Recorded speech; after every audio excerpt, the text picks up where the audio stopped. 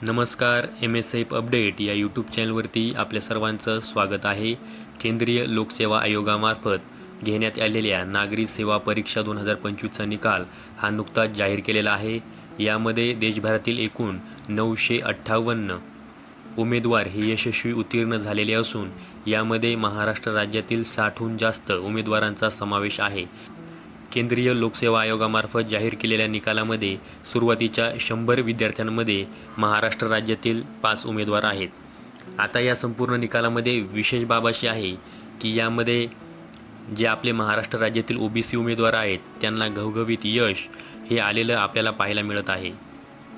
तुम्हाला माहीत असेल की महात्मा ज्योतिबा फुले संशोधन प्रशिक्षण संस्था महाज्योती नागपूर ही संस्था महाराष्ट्र राज्याची स्वायत्त संस्था असून ही महाराष्ट्र राज्यातील OBC समाजाच्या सामाजिक, शैक्षणिक, आर्थिक विकासासाठी काम करते.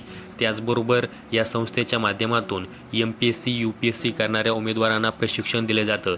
तर आता UPSC 2025च्या निकालामध्ये महाज्योतीच्या एकूण 32 OBC उमेदवारांचा समावेश हा आहे. म्हणजे महाज्योतीचे एकूण 32 उमेदवार या निकालामध्ये यशस्वी झालेले आहेत.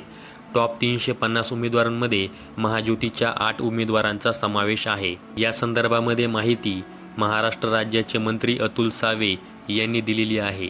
आता तुम्ही ह्या वर्तमानपत्रामध्ये संपूर्ण लेख वाचू शकता. त्याचबरोबर या उमेदवारांचं नाव काय आहे, त्यांना कोणता रँक मिळालेला आहे, या वर्तमानपत्राच्या बातमीमध्ये ही संपूर्ण माहिती देण्यात आलेली आहे.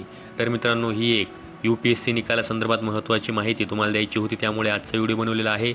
अशाच माहितीसाठी आपल्या यूट्यूब चॅनलला सबस्क्राईब करून ठेवा. व्हिडिओ आवडल्यास व्हिडिओला लाईक करा. संपूर्ण व्हिडिओ पाहिल्याबद्दल सर्वांचे धन्यवाद.